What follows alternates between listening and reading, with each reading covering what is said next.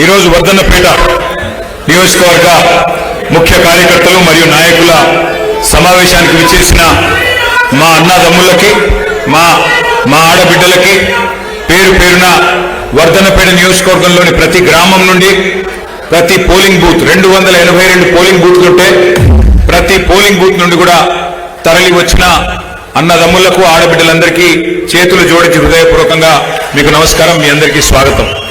పెద్దలు, గౌరవనీయులు, మరి మీ అందరి అభిమాన నాయకుడు మాజీ శాసనసభ్యులు అన్నగారు శ్రీ ఆరూరి రమేష్ గారికి చక్కటి ఏర్పాటు చేసినందుకు వారికి హృదయపూర్వకంగా ధన్యవాదాలు.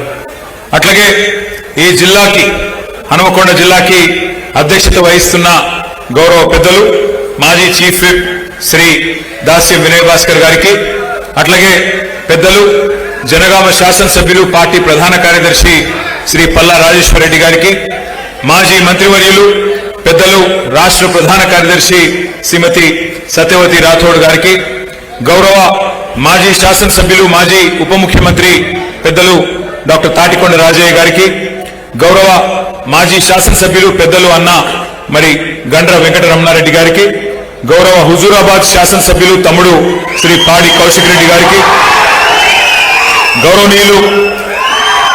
గౌరవనీయులు రుణ విముక్తి కమిషన్ మాజీ అధ్యక్షులు సోదరులు శ్రీ నాగుర్ల వెంకటేశ్వర్లు గారికి, మన పార్లమెంట్ నుంచి 2023లో పోటీ చేసిన అన్న మాజీ జిల్లా పరిషత్ చైర్మన్ శ్రీ సుధీర్ కుమార్ గారికి, కూడా మాజీ అధ్యక్షులు గౌరవనీయులు శ్రీ మర్రి యాదవ్ రెడ్డి గారికి, రైతు బంధు సమితి మాజీ అధ్యక్షురాలు సోదరి శ్రీమతి లలితా యాదవ్ గారికి, మా తమ్ముడు ఎమ్మెల్సీగా వీరోచితంగా పోరాటం చేసిన తమ్ముడు శ్రీ ఏనుగు రాకేష్ రెడ్డి గారికి, అట్లాగే వేదిక పైన ఉన్న మరి ఈ నియోజకవర్గానికి ప్రత్యేకంగా ఈ ఎస్ఐఆర్ మరియు మెంబర్షిప్ కార్యక్రమానికి ఇన్ఛార్జిగా విచ్చేసిన తమ్ముడు, యువ నాయకుడు, ఉత్సాహవంతుడు, మన వరంగల్ కార్పొరేషన్ మాజీ డిప్యూటీ మేయర్ శ్రీ మసూద్ గారికి, అట్లాగే మరి వివిధ డివిజన్ల అధ్యక్షులు, గౌరవనీయులైన మాజీ కార్పొరేటర్లు, గౌరవ పెద్దలు, పేరు పేరున అందరికీ, పత్రికా మిత్రులకు అందరికీ హృదయపూర్వకంగా నమస్కారాలు.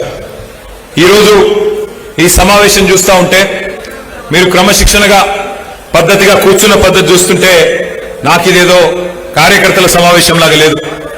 తెలంగాణ రణక్షేత్రంలో ఎప్పుడు ఎలక్షన్లు వస్తాయా, ఎప్పుడు కొదమ సింహాల్లాగా దుంకి మరి అటు కాంగ్రెస్ ఇటు బీజేపీని మట్టి గడిపిద్దామా అన్నట్టుగా ఉన్న కొదమ సింహాల్లాగా మీరందరూ కూడా కనబడతా ఉన్నారు.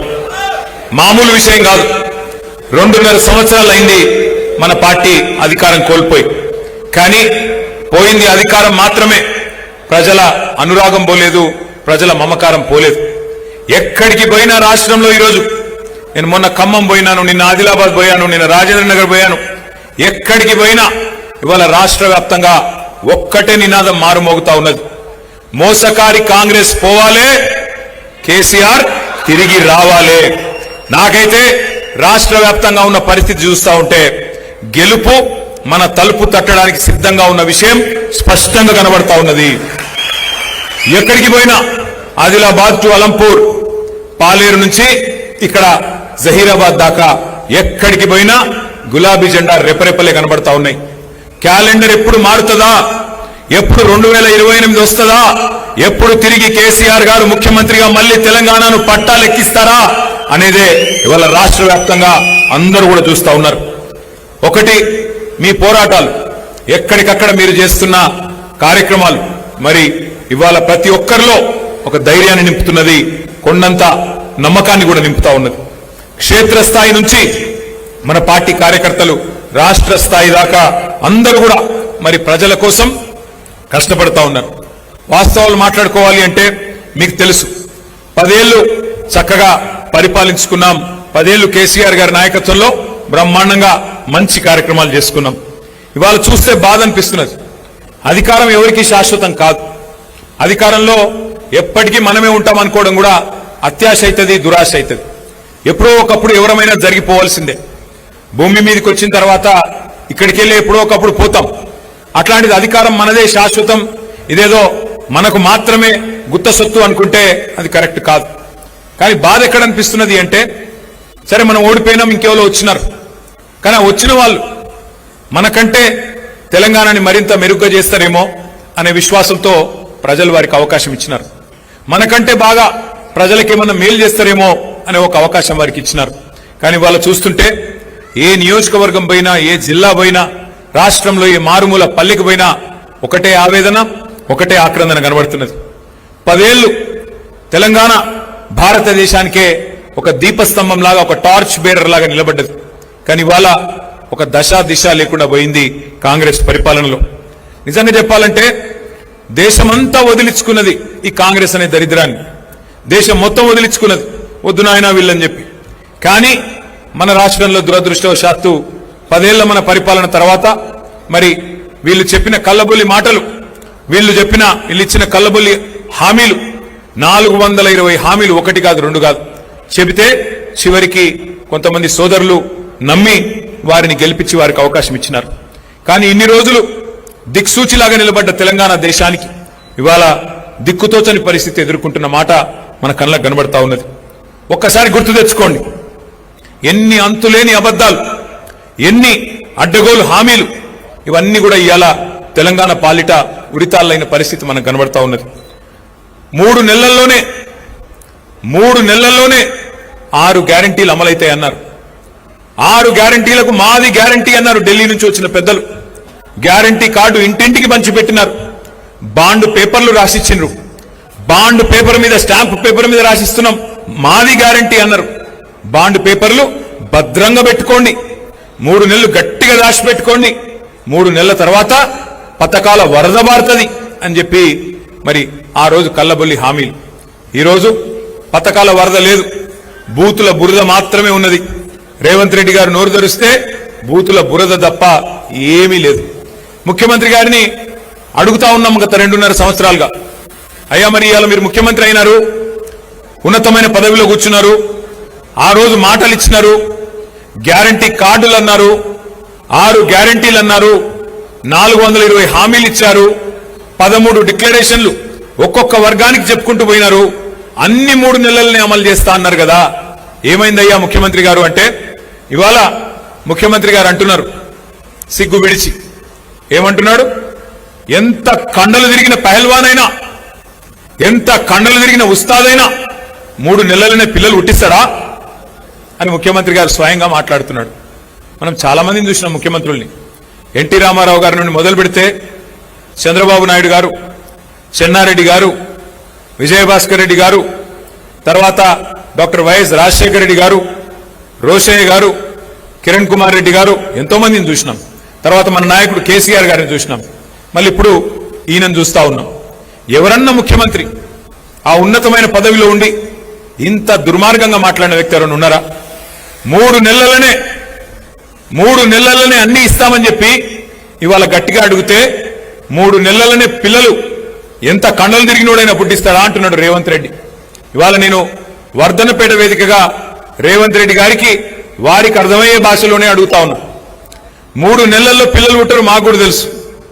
మాకు కూడా పిల్లలు ఉన్నారు, మాకు కూడా పెళ్ళయింది, మాకు కూడా పిల్ల ఉంది, మాకు అందరికీ తెలుసు 3 నెలల పిల్లలు పుట్టరని. మేమేం తెలివి తక్కువలం కాదు.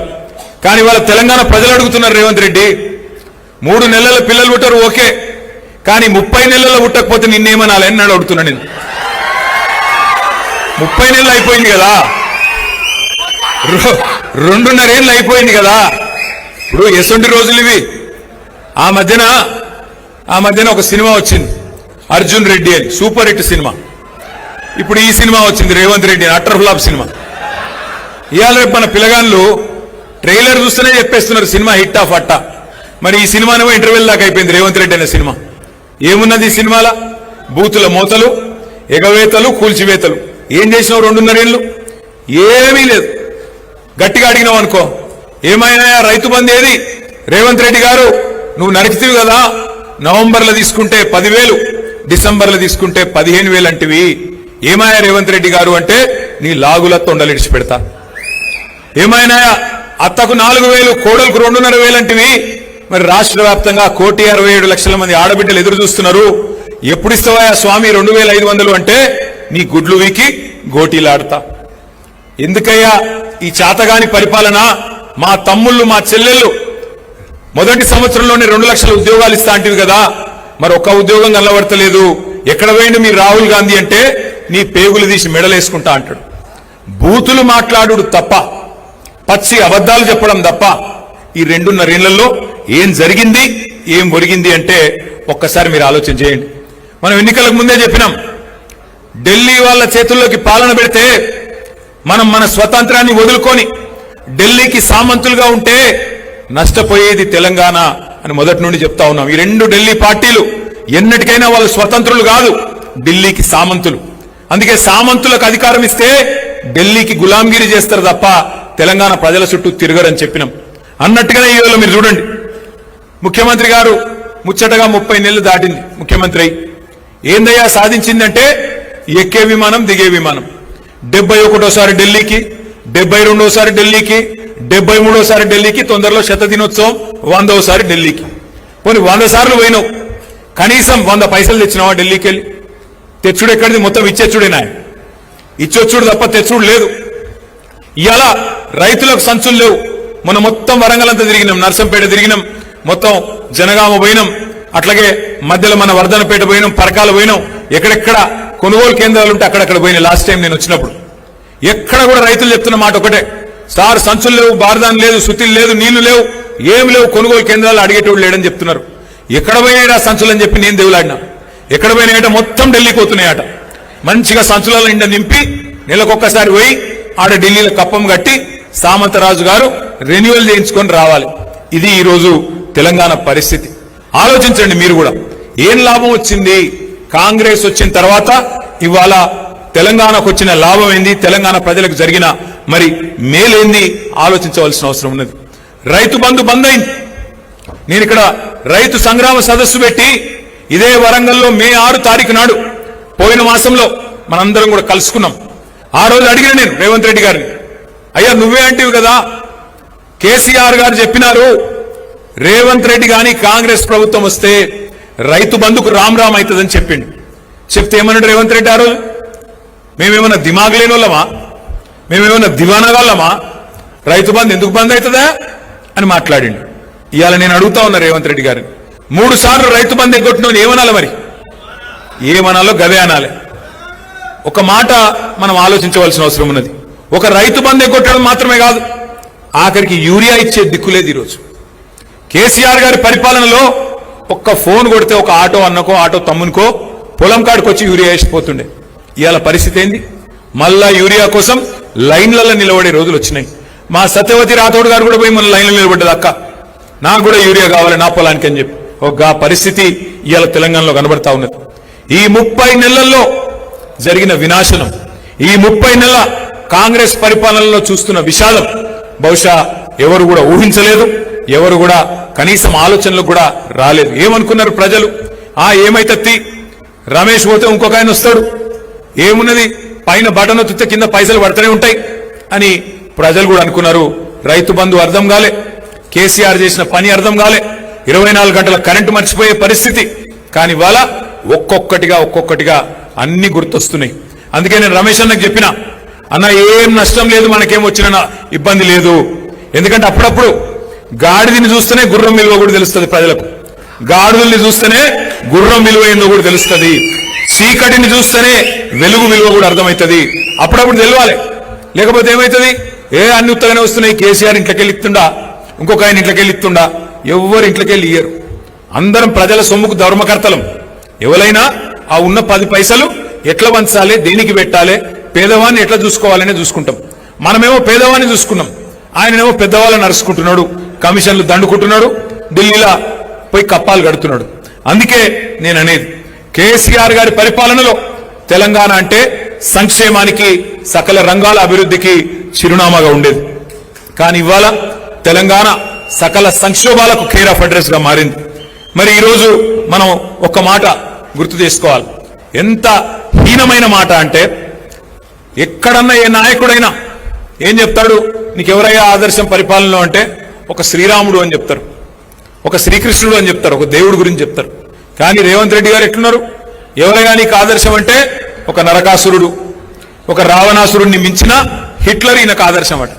Hitler I demolished like anything. చూసిరాను ఎంత బాగా గులగొట్టినో, అని చెప్పి బెంగళూరు పోయి గప్పాలు చెప్తున్నాడు రేవంత్ రెడ్డి. అంటే ఆయన వినాశకరమైన ఆలోచన విధానానికి ప్రతీక. హిట్లర్ను ఆదర్శంగా తీసుకునే వాడికి ఏం చెప్తాం మనం, ఏమని అడుగుతాం మనం? అందుకే నేను మిమ్మల్ని అనేది, ఇవాళ దేశం మొత్తం మన వైపే చూస్తా ఉన్నది. తెలంగాణలో ఈ దిగజారిన రాజకీయం, తెలంగాణలో ఈ తీవ్రమైన దాష్టికం ఏదైతే జరుగుతున్నదో రైతాంగం మీద ఏం జరగబోతున్నది అని చెప్పి మొత్తం దేశం మన వైపే చూస్తా ఉన్నది. అబద్ధాలను నమ్మి ప్రజలు ఇచ్చిన తీర్పు, దానికి ఫలితం ఈ మార్పు. అందుకే ఇవాళ దేశం మొత్తం చూస్తున్నది. ఇందిరమ్మ రాజ్యం అంటే ఇంటింటా సంక్షోభం అని అందరికీ అర్థమైంది. మరి మనందరి మనసులో నిండా ఉంది, మళ్ళా కేసీఆర్ సార్ రావాలి, మళ్ళా వర్ధనపేటలో గులాబీ జెండా ఎగరాలి, మళ్ళా ఆరూరు రమేష్ గారు మళ్ళా మీ నాయకత్వంలో మీ అందరి అభిమానంతో తప్పకుండా తిరిగి ఎమ్మెల్యే కావాలి అనే కోరిక మీ అందరికి ఉన్నది. కానీ కోరిక కేవలం మనసులో ఉంటే సరిపోదు. గట్టిగా మనం పనిచేస్తేనే, గట్టిగా మనం ముందుకొస్తేనే రేపటి రోజున ఫలితం కూడా వచ్చే అవకాశం ఉంది. వాళ్ళ రైతులు తీవ్ర సంక్షోభంలో ఉన్నారు. రైతు బంధుకు రామ్ రామ్, రైతు బీమా కూడా కనీసం కడతలేడు. 7,600 మంది రైతులకు రైతు బీమా కూడా వచ్చిన పరిస్థితి లేదు. యూరియా దొరుకుతలేదు, కరెంటు చక్కగా వస్తలేదు. ఆఖరికి ఇక పంటల కొనుగోలు అయితే నాకంటే బాగా మీకు తెలుసు. కానీ మీకు ఒక మాట చూపెట్టాలి, నేను కూడా ఒక వీడియో తెచ్చిన. పంటల కొనుగోలు విషయంలో కాంగ్రెస్ పార్టీ ప్రతిపక్షంలో ఉన్నప్పుడు ఏం చెప్పింది, వ్యవసాయం గురించి ఏం చెప్పిందో ఒక్కసారి ఆ వీడియో ప్లే చేయాలని మా తమ్ముళ్ళని నేను కోరుతా ఉన్నా. నేను అడుగుతున్నా, నరేంద్ర మోడీ ఒట్లు కొనేది ఉంటే నువ్వేమైనా బ్రోకర్ గారివి దళారీ పని చేస్తావా? రాష్ట్ర ప్రభుత్వం దగ్గర డబ్బులు లేవా? 2.5 లక్షల కోట్ల రూపాయల బడ్జెట్ ఉన్నప్పుడు రైతుల దగ్గర కొనాల్సింది నువ్వు. ఇక్కడున్న పేదలు, ఇక్కడున్న రైతులు, ఇక్కడున్న యువకులు, ఇక్కడున్న మహిళలు, ఇక్కడున్న దళితులు, గిరిజనులు, బలహీన వర్గాల బిడ్డలు నీకు ఓటేసి నిన్ను ముఖ్యమంత్రిని చేస్తే నువ్వు కొనకుండా మోడీ కొనాలి, బోడిగాడు కొనాలి అని మోకాలకు బోడిగుండుకు లింకు పెట్టి మాట్లాడుతుంది రాష్ట్ర ముఖ్యమంత్రి. నువ్వు ఒట్లు కొననప్పుడు నీకు గద్దె మీద ఉండే అధికారం లేదు కేసీఆర్. నేను ఈ వేదిక మీద నుంచి మా పెద్దల అనుమతితో చెప్తున్నా, 10,000 కోట్ల రూపాయలు మాకి, మా కాంగ్రెస్ పార్టీ చివరి గింజ వరకు వరి ధాన్యం కొంటుంది, విదేశాలకు ఎగుమతి చేసి రైతులకు గిట్టుబాటు ధర, మంచి ధర 1960 రూపాయలే కాదు 500 రూపాయల అదనపు బోనస్. ఛత్తీస్గఢ్ లో ఎట్లయితే మా భూపేష్ బఘేల్ ముఖ్యమంత్రి ఇస్తుండో 500 రూపాయల అదనంగా బోనస్ ఇస్తాం. ఇప్పుడు ఏం మాట్లాడిండో విన్నారా? ముఖ్యమంత్రిని పట్టుకొని ఆ రోజు కేసీఆర్ గారిని పట్టుకొని బ్రోకర్ అన్నాడు. నువ్వేమన్నా బ్రోకర్వా? మోడీ కొంటేనే నువ్వు కొంటవా? 2.5 లక్షల కోట్ల బడ్జెట్ ఉంది, ఎందుకు కొనవు వడ్లు అన్నాడు. కొన్నాడా మరి మొన్న వడ్లు? కొన్నాడా కొనలేదా? మక్కలు కొన్నాడా? ఎన్ని రోజులు ఎదురు చూపులు? 60 రోజులు. నిన్నగాక మొన్న కేబినెట్ లో నిర్ణయం తీసుకున్నాడు. ఏం నిర్ణయం తీసుకున్నాడు? మోడీ ఎంత కొనమంటే గంతే కొంటా, మోడీ నాకు ఎంత కోటా ఇస్తే గంతే కోటా. ఇప్పుడే తెలియదు మీకు, వచ్చే సీజన్ లో తెలుస్తుంది. ఇప్పుడు తెలియదు మనకు, వచ్చే సీజన్ లో రైతులకు అర్థమవుతుంది రేవంత్ రెడ్డి గారు తీసుకున్న నిర్ణయం. ఇలా ఆయన మాట్లాడిన మాటలు మీరు విన్నారు. 10,000 కోట్ల రూపాయలు ఇస్తే చివరి గింజ దాకా మేమే కొంటాం, ప్రతి పంటకు బోనస్ ఇస్తాం. పత్తికి బోనస్, శనగలకు బోనస్, కందులకు బోనస్, జొన్నలకు బోనస్, వడ్లకు బోనస్, మక్కలకు బోనస్, అన్నిటికీ 500 రూపాయల బోనస్ ఇస్తాం.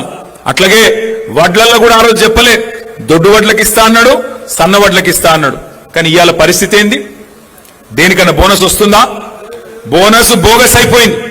వడ్లు కొనుడు లేదు, మక్కలు కొనుడు లేదు, పంటలు లేదు. ఆఖరికి మోడీ చెప్పినట్టు ఆయన ఎంత కొనమంటే ఎంత కోటా ఇస్తే అంతకే కొంటా అంటున్నాడు ముఖ్యమంత్రి రేవంత్ రెడ్డి.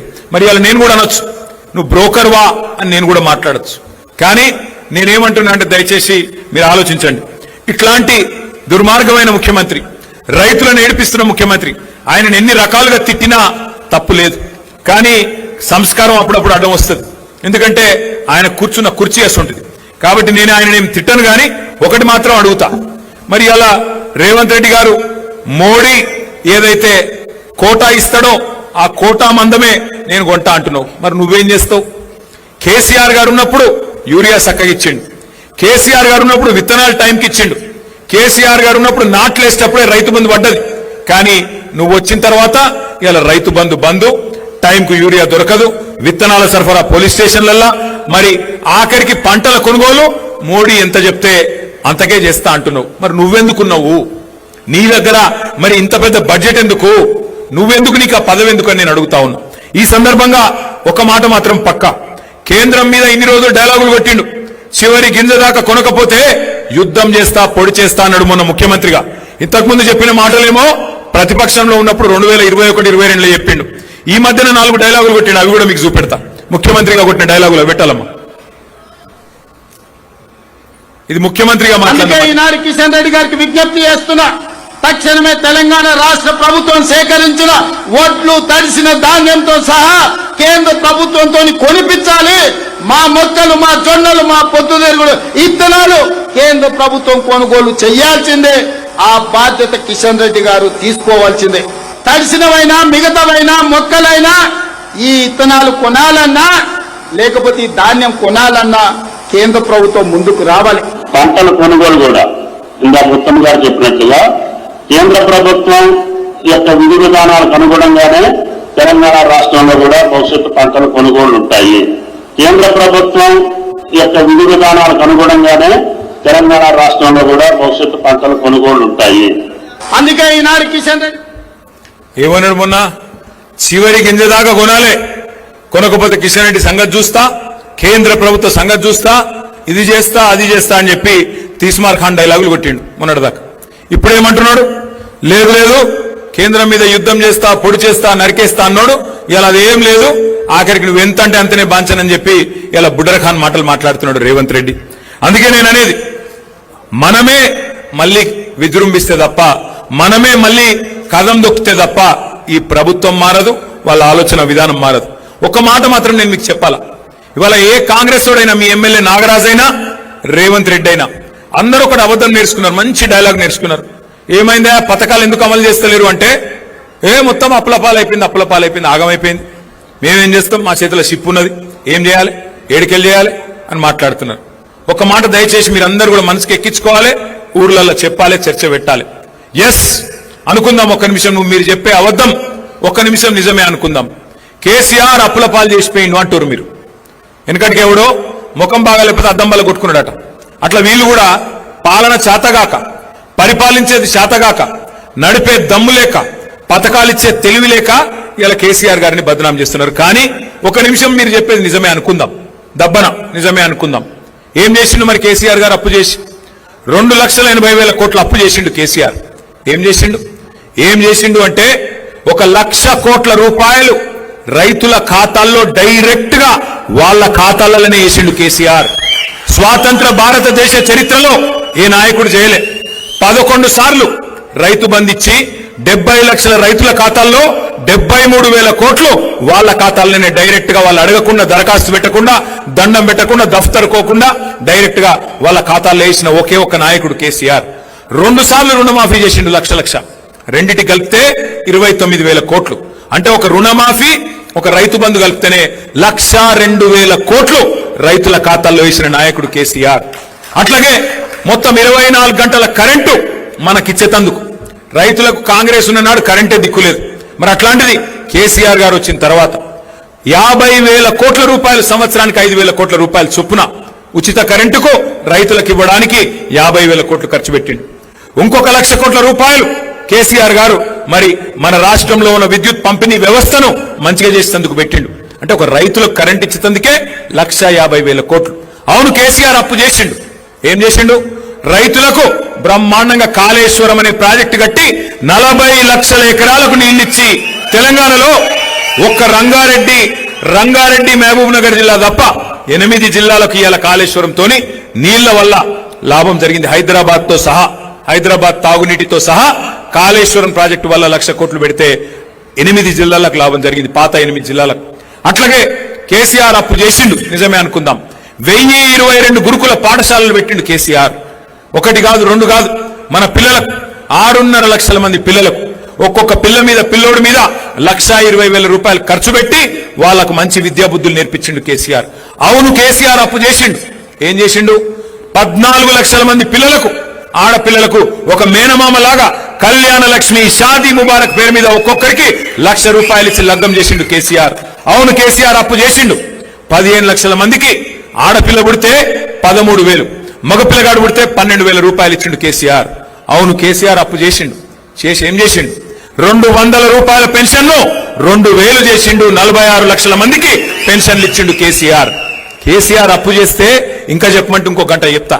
జిల్లాలు కట్టించిండు, కలెక్టరేట్లు కట్టించిండు, కొత్త కమిషనరేట్లు కట్టించిండు, బ్రహ్మాండంగా కొత్త పంచాయతీలు చేసిండు, తాండాలను పంచాయతీలు చేసిండు, కొత్త రెవెన్యూ డివిజన్లు, కొత్త మున్సిపాలిటీలు, కొత్త మండలాలు. కేసీఆర్ గిన్ని చేసిండు 10 ఏళ్లలో. నేను రేవంత్ రెడ్డిని అడుగుతున్నా, రైతు వేదికలు కట్టిండు కేసీఆర్. నువ్వేం చేసినావు? 2.5 ఏళ్లలో 4 లక్షల కోట్లు అప్పు చేసిండు రేవంత్ రెడ్డి. 4 లక్షల కోట్లు. కేసీఆర్ 10 ఏళ్లలో 2,80,000 కోట్లు అప్పు చేస్తే ఈయన 2.5 ఏళ్లలో 4 లక్షల కోట్లు అప్పు చేసిండు. మనం 10 ఏళ్లలో చేసిన దానికంటే 1.5 రెట్లు ఎక్కువ చేసిండు. మరి ఏమైంది 4 లక్షల కోట్ల అప్పు? ఎవరి జేబులకు పోయింది? రైతు బంధు పెంచినవా? పెన్షన్ పెంచినవా? ఆడపిల్లలకు 2,500 ఇస్తాను ఇచ్చినవా? ఏం పని చేసినావు? మరి నిరుద్యోగులకు నిరుద్యోగ భృతి 4,000 ఇస్తాను ఇచ్చినవా? ఎవరికిచ్చినావు? స్కూటీలు ఇస్తాను ఇచ్చినవా? కొత్త చెరువు కట్టినవా? కొత్తగా ఒక్క పని చేసినవా? ఎక్కడ పోయి 4 లక్షల కోట్ల అప్పు? మరి ఇక యాడికి పోతున్నాయో గాడికే పోతున్నాయి. అందుకే నేను అనేది, ఇవాళ ధాన్యం కొనవు, యూరియా ఇయ్యవు, రైతు బంధు ఇయ్యవు, ఉద్యోగాలు ఇయ్యవు, పెన్షన్లు పెంచవు, 6 గ్యారంటీలు అమలు చేయవు, 13 డిక్లరేషన్లు పక్కకు పెట్టినావు. కేసీఆర్ దళిత బంధు అంటే దళిత బంధు కాదు, అంబేద్కర్ అభయహస్తం ఇస్తా. కేసీఆర్ 10 లక్షలు ఇస్తే నేను 12 లక్షలు ఇస్తా అంటివి. ఒక్క మనిషికి 12 పైసలు ఇచ్చినవా ఈ రాష్ట్రంలో? దళిత బంధును పొందబెట్టినావు, అంబేద్కర్ అభయహస్తం అన్నావు, ఇచ్చినవా? బీసీలకు సంవత్సరానికి 20,000 కోట్లు ఇస్తా అన్నావు, బీసీ సప్లాన్ పెడతా అన్నావు, 5 ఏళ్లలో 1,00,000 కోట్లు ఇస్తాను, బీసీలకు ఇచ్చినవా? ఎవరికి ఇచ్చినావు? మైనారిటీ సప్లాన్ అంటివి, ఇంకేదో చేస్తా అంటివి, ఏం చేసినావు?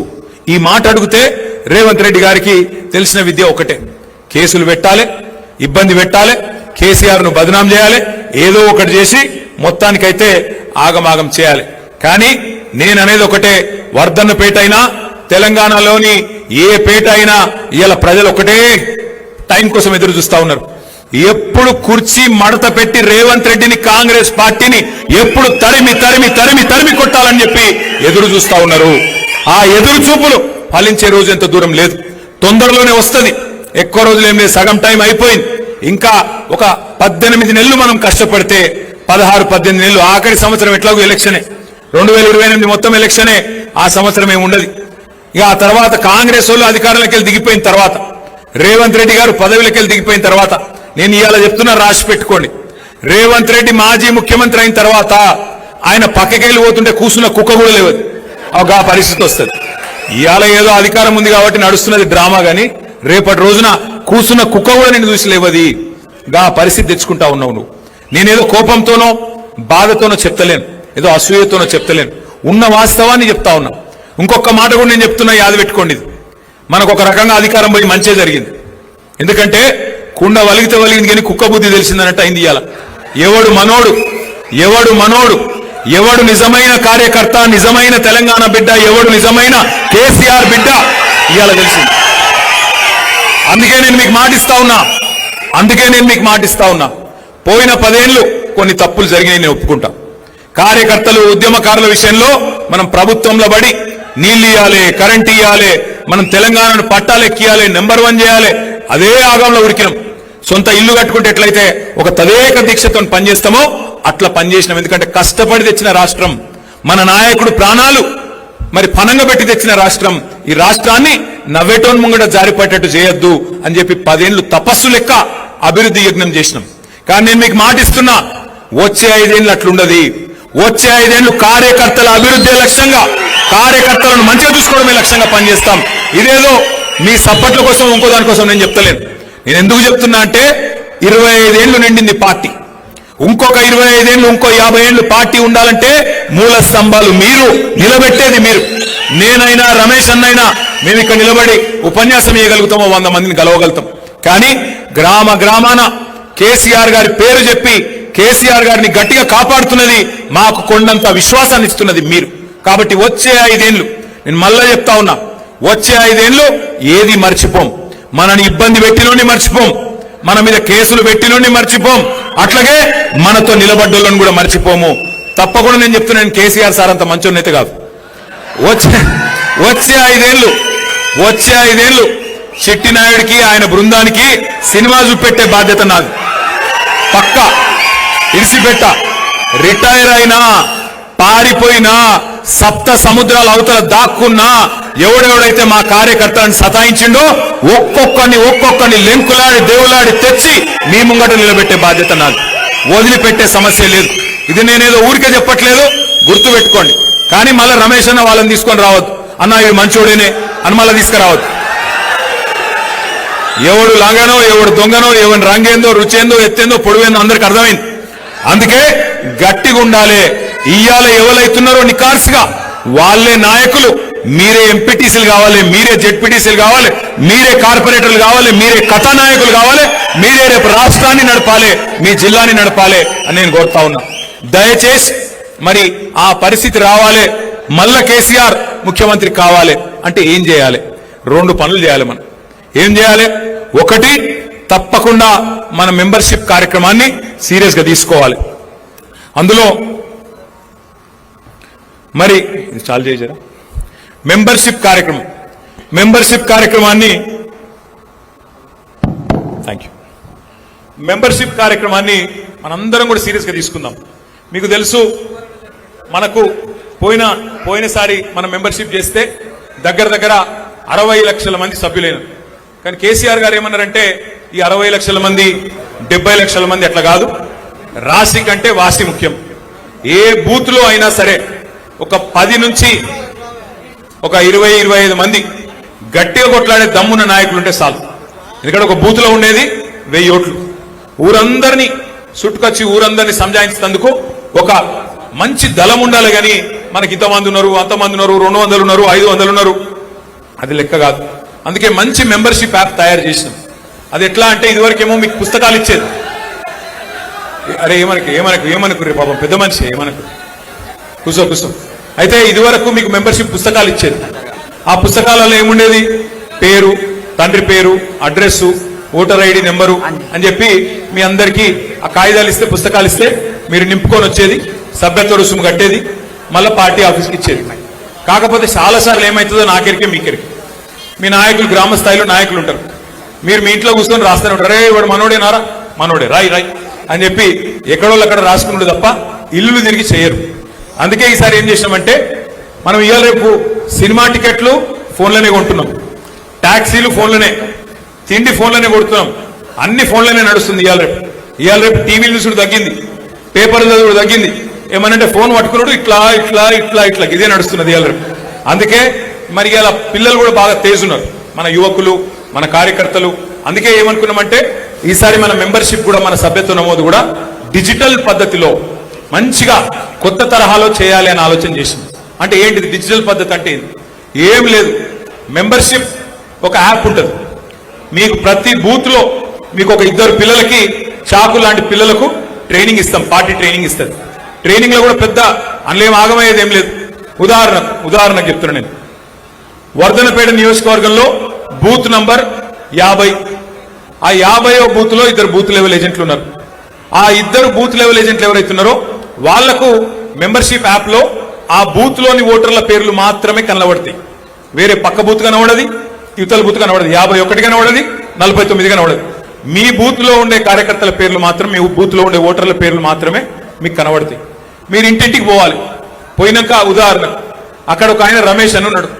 మీరు ఏం లేదు, ఆ యాప్ లో రమేష్ అని కొడితే ఆ మీ బూత్ లో ఉండే రమేష్ల పేర్లు అన్నీ వస్తాయి. అందులో అసలు రమేష్ ఎవరు, మీరు చూస్తున్న రమేష్ ఎవరో, ఆరూరి రమేషా లేకపోతే ఇంకో రమేష, జోరిక రమేషా చూసుకోవాలి. అది ఒత్తాలి.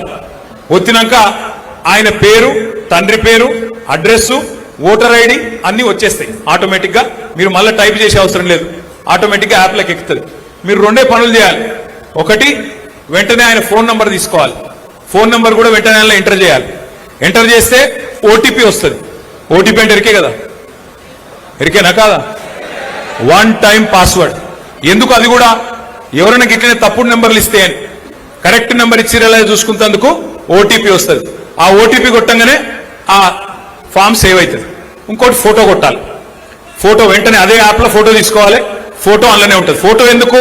మీకు రేపు ఈ మెంబర్షిప్ తర్వాత ప్రతి ఒక్కరికి ఒక బ్రహ్మాండమైన కార్డు, డిజిటల్ కార్డు మంచి కార్డు ఈరోజు ఇది వేసుకున్నాం కదా, ఇటువంటి కార్డు మీ అందరికీ ఇవ్వడం జరుగుతుంది.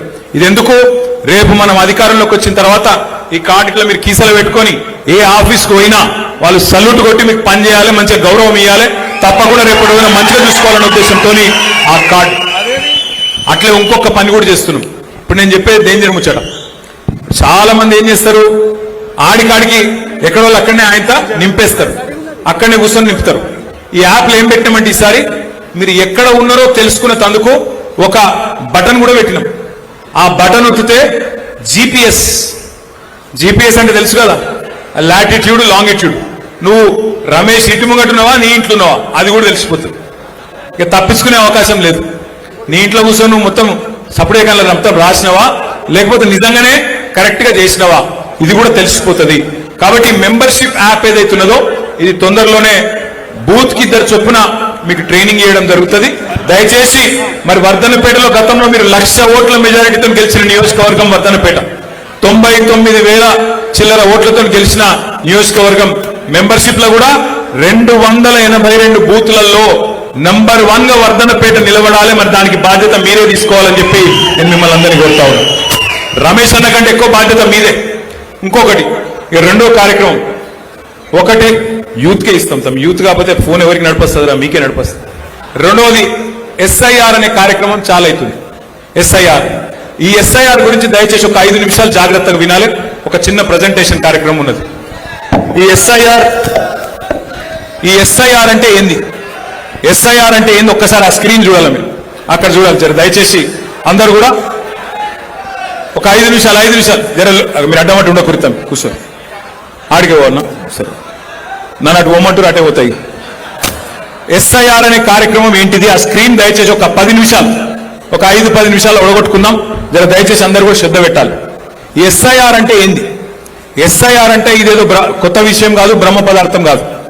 SIR అంటే special intensive revision. Voter list ను జల్లెడ పట్టే కార్యక్రమం, ఓటర్ లిస్ట్ ను వడవోసే కార్యక్రమం SIR. ఇందులో ఏం లేదు, 4 విషయాలు ఇందులో ముఖ్యమైన విషయాలు. SIR అనేది మరి మీకు డౌట్ రావచ్చు, అరే ప్రతి సంవత్సరం కూడా మనం ఓటర్ లిస్ట్ లో మార్పులు చేర్పులు ఉంటాయి కదా, కొత్తగా ఎవరికన్నా 18 ఏళ్ళు నిండితే వాళ్ళ పేరు రాసుకోవచ్చు కదా, మరి ఇదేం కార్యక్రమం అని చెప్పి మీకు అనుమానం రావచ్చు. ప్రతి సంవత్సరం జనవరి 1 నాడు ఎవరోళ్ళకు 18 ఏళ్ళు నిండుతాయో వాళ్ళ పేర్లు రాయించుకోవచ్చు. కానీ దీని ప్రత్యేకత ఏంటి అంటే ఇది ఇంటింటికి అధికారులు వస్తారు. ప్రతి సంవత్సరం మనం పోయి రాయించుకోవాలి అధికారుల దగ్గరికి, కానీ ఈసారి అట్లా కాదు, ఇంటింటికి అధికారులు వస్తారు. మరి నెక్స్ట్ స్లైడ్. SIR లో ప్రత్యేకత ఏంటి అంటే భారతదేశంలో SIR మొదటిసారి జరుగుతలేదు. ఇదివరకు 13 సార్లు జరిగింది, ఈసారి జరిగేది 14వ. లాస్ట్ టైం ఎప్పుడు జరిగింది అంటే మన దేశంలో, మన రాష్ట్రంలో, మన జిల్లాలో 2002లో జరిగింది. మళ్ళా ఇప్పుడు జరుగుతా ఉన్నది, 24 ఏళ్ల తర్వాత ఇప్పుడు జరుగుతుంది.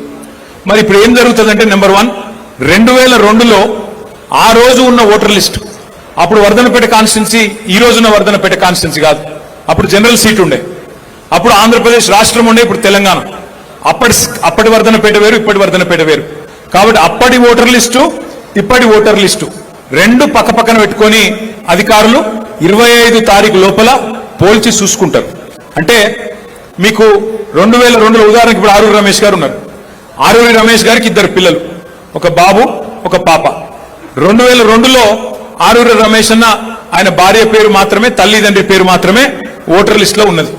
కానీ 2025 ఓటర్ లిస్ట్, మొన్న లేటెస్ట్ ఓటర్ లిస్ట్ చూస్తే అందులో విశాల్ పేరున్నది, బిడ్డ పేరు కూడా ఉన్నది. ఇప్పుడు మరి అధికారులు ఏం చేయాలి, ఈ విశాలు అన్న బిడ్డ పేరేంది మర్చిపోయాను, అక్షిత విశాల్, వాళ్ళిద్దరు కూడా ఆరూరి రమేష్ గారి పిల్లలు అని చెప్పి లింక్ చేయాలి, ఫ్యామిలీ మ్యాపింగ్ చేయాలి. 2002లో లేదు, ఇప్పుడు ఉన్నది 25లా, కాబట్టి 2 లింక్ చేయాలి. లింక్ చేయాలంటే ఏం చేయాలి, ఒక ఫారం నింపాలి, ఒక ఎన్యూమరేషన్ ఫారం అని ఉంటుంది, ఆ ఫామ్ నింపాలి. ఇది వాళ్ళ ఇంటింటికి వచ్చినప్పుడు ఇది మామూలుగానే చేసే కార్యక్రమం. మెయిన్ పని కదా ఒకటే, ఫ్యామిలీ మ్యాపింగ్ చేయాలి. అట్లాగే ఎవరన్నా 18 ఏళ్ళు నిండితే వాళ్ళ పేరు యాడ్ చేపియాలి, అలా చేర్పించాలి. చచ్చిపోయిన వాళ్ళు ఎవరైనా ఉంటే వాళ్ళ పేర్లు డిలీట్ చేపియాలి. అట్లాగే మరి ఎవరన్నా మీ ఇంటికి కొత్త కోడలు వచ్చిందనుకో, వేరే ఊరికి వెళ్ళి వేరే నియోజకవర్గంకి వెళ్ళి మీకు మీ కొడుకు పెళ్లి చేసుకున్నాడు, కోడలు వచ్చింది, ఆ కోడల పేరు ఇక్కడ రాపియాలి, అక్కడ తీపియాలి వాళ్ళ సొంతూరులో. అట్లాగే మీ బిడ్డ ఇక్కడికి వెళ్ళి ఇంకొక ఆడికి పోయింది అనుకో, ఈడ తీపియాలి, ఆడ రాపియాలి అంతే. చేరికలు తీసివేతలు ఇంత తప్ప ఇలా పెద్దది ఏం లేదు. కానీ నెక్స్ట్ స్లైడ్. అయితే ఇక్కడ ముఖ్యమైన మాట ఏంటంటే ఇది ఒకటి చూసుకోండి. జూన్ 25 అంటే ఈ నెల 25వ తారీఖు నుంచి 2-3 రోజులల్లా ఇంటింటికి ఆఫీసర్లు వస్తారు. ఆఫీసర్లు అంటే వాళ్ళెవరో విదేశాలకు వెళ్ళి రారు. మీ దగ్గర ఉండే అంగన్వాడీ టీచర్లే బూత్ లెవెల్ ఆఫీసర్. ఇప్పుడు మీరందరూ బూత్ లెవెల్ ఏజెంట్లు ఇక్కడ ఉన్నారా? సార్ చేయలేవట్టు మీ అందరికి బ్యాగులు ఇచ్చిరా? ఆ బ్యాగ్ ఒకసారి చూపెట్టు. బ్యాగులు ఏమైనా ఉతానే ఇచ్చిండా? పైసలు ఏమైనా పెట్టినా రమేష్ అన్న? జర మంచిగా పట్టుకోరు. మంచిగా ఉన్నాయి బ్యాగులు, బాగున్నాయి. అయితే ఈ బ్యాగులలో పుస్తకాలు ఉన్నాయి. ఆ పుస్తకాలు చూసిరా లేదా? ఒక పని చేయండి, బ్యాగ్ మంచిగా కొంటవి ఇంట్లో అల్మార్లో పెట్టుండ్రి, మళ్ళా పొరపాటును కూడా తీసుకురాకురి. అంతే కదా, నాకు తెలుసు. మీరు తీసుకుపోయి లోపల వాడేస్తారు. ఇట్లా మళ్ళీ తీసేది లేదు, చూసేది లేదు. జర దండం పెడతా తీసి చదువుండ్రి. అలా చాలా ముఖ్యమైన మాటలు ఉన్నాయి. ఇక ఈ డేట్లు చూసుకోండి. డేట్లు ఏమిటి అంటే జూన్ 25 నుంచి జూలై 24 దాకా నెల రోజులు ఇంటింటికి అధికారులు వస్తారు. ఇంటింటికి అంటే ఇప్పుడు మీరు బూత్ లెవెల్ ఏజెంట్లు ఉన్నారు, బూత్ లెవెల్ ఆఫీసర్లు ఉన్నారు. ఒక బూత్ లో ఉండేదే 1000 ఓట్లు. 1000 ఓట్లు అంటే 300 నుంచి 350 ఇండ్లు. నెల రోజులలో 350 ఇండ్లు తిరగాలి. అంటే రోజుకి ఎన్ని ఇండ్లు? 10 నుంచి 12. అంతకంటే ఎక్కువ కాదు. రోజుకు 10-12 ఇండ్లు తిరగాలంటే ఎంతసేపు అవుతుంది? 2 గంటలు అవుతుంది. ఆ 2 గంటల కంటే ఎక్కువ ఏం కాదు. అయితే అనుమానం ఎక్కడ వస్తుంది అందరికంటే, ఎందుకు సీరియస్ గా తీసుకోవాలంటే ఈ మధ్యలో మీరు పశ్చిమ బెంగాల్ చూడండి. అక్కడ ఉన్న ప్రభుత్వం పోయింది, 95 లక్షల ఓట్లు తీసేసింది. వాళ్ళు ఓడిపోయింది 42 లక్షల ఓట్లతో ఓడిపోయింది. బీహార్లో 65 లక్షల ఓట్లు తీసేసింది. అక్కడ లాలూ ప్రసాద్ యాదవ్ గారి పార్టీ ఓడిపోయింది. గట్లనే ఏమైనా లంగతనం ఉంటుందా? అట్లనే ఏమన్నా మళ్ళీ కింద మీద చేసే ఆలోచన ఏమైనా ఉంటుందా? అందుకే మనం పక్కా కమిట్మెంట్ తో కరెక్ట్ గా తిరిగితే మనకు ఆ డేంజర్ ఉండద్దు. మళ్ళా కేసీఆర్ గారు ముఖ్యమంత్రి కావాలంటే ఈ ఎక్సర్సైజ్ కొద్దిగా మంచిగా చూసుకోవాలి. మళ్ళా మన ఓట్లు ఎక్కడ కూడా పోకుండా చూసుకోవాలన్న ఉద్దేశంతోనే ఈ శిక్షణ కార్యక్రమం ఈరోజు పెట్టుకుంటా ఉన్నాం. నెల రోజులు తిరిగినాక 31 జూలై రోజు లిస్టు వాళ్ళు ఎలక్షన్ కమిషన్ వాళ్ళు బూత్ వైజ్ పెడతారు.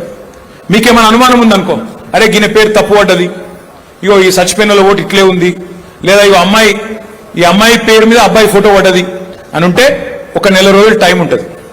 మొత్తం ఆగస్టు నెలంతా మనం అబ్జెక్షన్ ఫైల్ చేయొచ్చు. ఫామ్ 6, ఫామ్ 7, ఫామ్ 8 ఈ 3 రకాల ఫామ్స్ ఉంటాయి. చేరికలు తీసివేతలకు సంబంధించి ఏమైనా అడ్రస్ కింద మారితే దానికి సంబంధించి ఆ ఫామ్ నింపాలి, వాళ్ళకి అధికారికి ఇచ్చేయాలి. నెల రోజులు మనకు అభ్యంతరాలు ఏమైనా ఉంటే, అబ్జెక్షన్స్ ఏమైనా ఉంటే నెల రోజులు టైం మనకు ఆగస్టు మొత్తం ఉంటుంది. వాళ్ళు మన అభ్యంతరాలు తీసుకొని వాళ్ళు ఒక నెల రోజులు తీసుకుంటారు. సెప్టెంబర్ నెల మొత్తం మన అభ్యంతరాల మీద వాళ్ళు పరిష్కారం చేయాలి. చేసినాక ఆఖరికి అక్టోబర్ 1 నాడు final list voter list October 1కి పబ్లిష్ అవుతుంది. రేపు జరగబోయే వరంగల్ కార్పొరేషన్ ఎన్నికల్లో ఇదే ఓటర్ లిస్టు, రేపు జరగబోయే ఎంపీటీసీ ఓటర్ లిస్టులో ఎన్నికల్లో ఇదే ఓటర్ లిస్టు, రేపు జరగబోయే జిల్లా పరిషత్ ఎన్నికల్లో ఇదే ఓటర్ లిస్టు, రేపు జరగబోయే ఎమ్మెల్యే ఓటర్ ఎలక్షన్లో కూడా ఇదే ఓటర్ లిస్టు. ఇది వరకు అక్కడక్కడ డిఫరెన్స్ ఉంటుండే, ఇప్పుడు అట్లా కాదు. ఒకటే ఓటర్ లిస్ట్ ఉంటుంది, అదే అన్ని ఎలక్షన్లకు ఉంటుంది. కాబట్టే ఈ కార్యక్రమాన్ని మనం సీరియస్ గా తీసుకోవాలని నా ప్రార్థన. నెక్స్ట్ 282 బూతులు ఉన్నాయి మనకి. ఈ 282 బూతుల్లో మనం ఒక్కొక్కరు చొప్పున బూత్ లెవెల్ ఏజెంట్ను అపాయింట్మెంట్ చేసుకున్నాం. మీరు ఏం చేయాలి అంటే ఆ బూత్ లెవెల్ ఆఫీసర్ ఎంబడ మీరు పోవాలి, ఇంటింటికి పోవాలి, చూసుకోవాలి ఆ ఫామ్ నింపినరా లేదా, ఏమైనా తప్పులు కొడుతుండ్రా, ఏమైనా మనోళ్ళ ఓట్లు ఏమైనా తీసేస్తుండ్రా, 18 ఏళ్ళు నిన్న అందరికి వచ్చినాయా లేవా, ఇవన్నీ జాగ్రత్తగా చూసుకోవాలి. ఏమన్నా డూప్లికేట్ ఓట్లు ఉన్నాయా దాని గురించి కూడా నేను ఒక విషయం చెప్తాను. నెక్స్ట్ ఇట్లా ఏం లేదు, పెద్ద కన్ఫ్యూజ్ అయ్యేదేం లేదు. ఇది ఒకటే మెయిన్, ప్రతి పోలింగ్ బూత్ లో మనం సమన్వయం చేసుకోవాలి అధికారులతో. ఎందుకంటే తర్వాత చేతులు వెళ్ళినాక ఆకులు పట్టుకుంటే లాభం లేదు. అప్పుడప్పుడు ఏమవుతుంది, ఎలక్షన్ వచ్చినాక ఇస్తాం మనం, అరే ఈయన ఓటు ఉండే పోయింది అంటాం. అదేదో ఇప్పుడే చూసుకున్నాం అనుకో, మంచిగా బ్రహ్మాండంగా మనకు పని చేసుకుంటే అయిపోతుంది. ఒక ఆంగ్లంలో ఒక మంచి సామెత ఉంది. ఏం సామెత అంటే, the more you sweat in peace the less you bleed in war. The more you sweat in peace the less you bleed in war. అంటే ఏంటంటే, ఏ యుద్ధము లేనప్పుడు సైనికుడు ఎంత చెమట వడిపితే యుద్ధంలో అంత తక్కువ రక్తం గారుతుంది. ముందు నువ్వు సరిగ్గా పని చేసుకొని నీ అస్త్రాలు శస్త్రాలు అన్ని చక్కగా పెట్టుకుంటే యుద్ధం అల్కగా అవుతుంది అనేది దాని ఉద్దేశం. అందుకే మనం ఈ టైంలో దీన్ని సీరియస్గా తీసుకుంటే మంచిది. నెక్స్ట్, కొత్త ఓట్లు ఎట్లా రాయించాలి? ఈ 13 సర్టిఫికెట్లు ఏది ఇచ్చినా సరే, ఏ డాక్యుమెంట్ ఇచ్చినా ఓటు రాయాలి. ఇదంతా మీకు ఇచ్చిన డాక్యుమెంట్లో ఉంది, మీకు ఇచ్చిన బుక్లో ఉంది. బర్త్ సర్టిఫికెట్ ఉన్నా నడుస్తుంది, క్యాష్ సర్టిఫికెట్ ఉన్నా నడుస్తుంది, ఏదున్నా కొత్త ఓటు రాయించే అధికారం మీకున్నది, మీకు తెలుసు. నెక్స్ట్, అయితే ఇక్కడ ఒక ఇంపార్టెంట్ పాయింట్ ఇది ఒక్కటి చూడండి జాగ్రత్తగా. చాలాసార్లు ఏముంటుంది, ఇప్పుడు వర్ధనపేటలో పల్లెటూరులో ఒక ఓటు ఉంటుంది, మళ్ళీ హన్మకొండలో ఇంకో ఓటు ఉంటుంది. చాలా మందికి ఉంటాయి అట్లా. కొంతమందికి మీ వర్ధనపేట కాన్స్టిట్యున్సీ పరిధిలో హసన్పర్తిలో ఒక ఓటు ఉంటుంది, హన్మకొండలో ఇంకో ఓటు ఉంటుంది. 2 నియోజకవర్గాల్లో ఓట్లు ఉంటాయి. కొంతమందికి హైదరాబాద్లో 3వ ఓటు కూడా ఉంటుంది. ఒక ఎగ్జాంపుల్ చూడండి మీరు. మన జూబ్లీ హిల్స్ ఎలక్షన్ అయింది. జూబ్లీ హిల్స్ లా ఇది నిజమైన ఎగ్జాంపుల్, ఓటర్ లిస్టులకి వెళ్ళి తీసుకున్నాం. ఇది ఒక అమ్మాయి ఉన్నది లావణ్య, ఆమె భర్త పేరు శ్రీనివాస్. ఆమెకు 5 ఓట్లు ఉన్నాయి. 2 జూబ్లీ హిల్స్ ఉన్నాయి, ఒకటి ముషీరాబాద్ కాన్స్టిట్యున్సీలు ఉంది, ఇంకోటి అంబర్పేటలో ఉంది, ఇంకోటి ఖైరతాబాద్లో ఉంది. మీ వర్ధనపేటలో కూడా ఈ లిస్టు ఎంతమందికి ఇట్లా అనుమానాస్పదమైన డబల్ ఓట్లు ఉన్న వాళ్ళు ఎంతమంది ఉన్నారు, ఆ లిస్టు నా దగ్గర ఉంది. నేను ఆ లిస్టు తీసుకొని మన ఆరూరు రమేష్ అన్నకి ఇస్తా. రమేష్ అన్న ఏం చేస్తాడు, బూత్ల వారీగా మీకు పంచుతాడు. మీరేం చేయాలి చెప్తా అది కూడా. నెక్స్ట్, మీకు 2 ఇచ్చినాం ఇప్పుడు ఆ బ్యాగులో. ఒకటి హ్యాండ్ బుక్ ఇచ్చినాం. హ్యాండ్ బుక్లో ఇప్పుడు నేను చెప్పిన వివరాలన్నీ ఉన్నాయి. 2వది వర్క్ బుక్. నెక్స్ట్, ఇది హ్యాండ్ బుక్. నెక్స్ట్, ఇది వర్క్ బుక్. వర్క్ బుక్ అంటే ఏంది, మీ బూత్ పరిధిలో ఉన్న 1000 ఓట్లు. ఆ 1000 ఓట్లు వాటిలో అనుమానాస్పద ఓట్లు కూడా మీకు ఇస్తాం. అంటే అనుమానాస్పదం అంటే దబ్బన డబల్ ఓట్ ఏమైనా ఉందా చూసుకోండి అని. అది చూసుకోవాలి మీరు. చూసుకొని ఎక్కడైనా మ్యాపింగ్ అయిందా కాలేదా. ఇప్పుడు ఆరూరు రమేష్కి 2 పిల్లలు అని చెప్పినా కదా, అక్షిత, విశాల్. వాళ్ళిద్దరు పేర్లు వాళ్ళ నాయనకు వాళ్ళ అమ్మకు లింక్ అయినాయా లేవా చూసుకోవాలి. లింక్ కాకపోతే ఎన్యూమరేషన్ ఫామ్ నింపినరా లేదా ఆ వర్క్ బుక్ లా చెక్ పెట్టుకోవాలి. అంటే రోజుకు 10-12 ఇండ్లే మీరు తిరిగేది, అంతకంటే ఎక్కువ తిరిగేది లేదు, ఆగమయ్యేది లేదు. నెల రోజుల మీద మొత్తం 300 ఇండ్లు కవర్ చేయాలి. నెల రోజులలో 300 ఇండ్లు, రోజుకు 10 ఇండ్లు. ఆ 10-12 ఇండ్లు తిరిగి ఈ కార్యక్రమం చక్కగా చేసుకుంటే, మొత్తం పర్ఫెక్ట్ గా చేసుకుంటే మనకు తిరుగులేదు. లాస్ట్ లైఫ్ ఇది ఇంపార్టెంట్ పాయింట్. ఇది మేరా బూత్ మజ్బూత్ అంటే నేను వర్ధనపేట గెలవాలి, కేసీఆర్ సార్ సీఎం కావాలి అనుకొని డైలాగులు కొడితేనో ఉపన్యాసాలు కొడితేనో కాదు. ఎవరి బూత్లో వాళ్ళు 282 బూతులలో ఎవరి బూత్లో వాళ్ళు మీరు గట్టిగా తీర్మానం చేసుకొని, అరే నేను గట్టిగా నా బూత్లో నేను మెజారిటీ తెస్తా, పక్క బూతులు ఏమైంది, పక్క ఊర్లు ఏమైంది, అక్కడ పట్టణంలో ఏమైంది నాకు అనవసరం. నా బూత్ వరకు నాకున్న 1000 ఓట్లల్లో నేను నా పార్టీకి ఖచ్చితంగా 501 ఓట్లు తెస్తా, 50% తెస్తా అని మీరు గట్టిగా అనుకుంటే. ఎందుకంటే నేను చాలాసార్లు చూసిన చాలా మంది నాయకులు ఏమంటారు, అరే నేను రాష్ట్ర స్థాయి నాయకుడిని, నేను అంతర్రాష్ట్రీయ నాయకుడిని, నేను జాతీయ నాయకుడిని, నేను జిల్లా నాయకుడిని, నేను కాన్స్టిట్యున్సీ లెవెల్ నాయకుడిని, నేను నా బూత్లో తిరుగుతాను అంటారు. అరే నీ బూత్లో గెలవకపోతే, నీ బూత్లో మెజారిటీ లేకపోతే నువ్వు ఎంతలావు నాయకుడిని అయితే నాకేం? నువ్వు ఇంట గెలిచి రచ్చ గెలవాలనా లేదా? ముందు నీ బూత్లో మెజారిటీ తేవాలనా లేదా? తేకపోతే నువ్వు ఎంత పార్టీ నాయకుడిని అయితే నాకేం చెప్పు. అందుకే నేను అంటున్నా, మీరు 282 బూతులలో ఏ బూతుల్లో ఆ బూత్లో గట్టిగా కూర్చొని మరి తీర్మానం చేసుకొని గట్టిగా ఈసారి గులాబీ జెండాకు నా బూత్ లో నేను మెజారిటీ తెస్తా, నా బూత్ లో నేను మెంబర్షిప్ లో కూడా నెంబర్ 1 ఉంటా అని మీరు గట్టిగా అనుకుంటే తప్పకుండా కేసీఆర్ గారు ముఖ్యమంత్రి అవుతారు. మళ్ళా మీ అందరి దయతోని రమేష్ అన్న మళ్ళీ ఒక్కసారి అసెంబ్లీకి వస్తాడు. కాబట్టి మిమ్మల్ని అందరినీ ప్రార్థించేది, మిమ్మల్ని అందరినీ కోరేది, నీళ్ళ విడిచి సాము చేయకండి. మీ బూత్లల్లో మెంబర్షిప్ మంచిగా చేసుకోండి, మీ బూత్లలో SIR కార్యక్రమం జాగ్రత్తగా నిర్వహించుకోండి. తప్పకుండా మీ అందరికీ కూడా నేను మళ్ళొకసారి చెప్తా ఉన్నా, ఈసారి గవర్నమెంట్ వచ్చినాక ఇదివరకు తిరిగి ఏమైనా చిన్న చిన్న పొరపాట్లు తప్పులు జరిగింటే వాటిని మాత్రం పూర్తి స్థాయిలో అన్ని సవరించుకుంటాం. మీ బాగోగులు, మీ సంక్షేమమే లక్ష్యంగా పనిచేస్తాం. తెలంగాణను తిరిగి పట్టాలెక్కిస్తామని చెప్పి మీ అందరికీ కూడా విజ్ఞప్తి చేస్తూ, పేరు పేరున ఓపికగా విన్నందుకు ధన్యవాదాలు తెలియజేస్తూ అన్ని పిడికిలు లేవాలి. జై తెలంగాణ, కేసీఆర్ గారి నాయకత్వం, జై తెలంగాణ.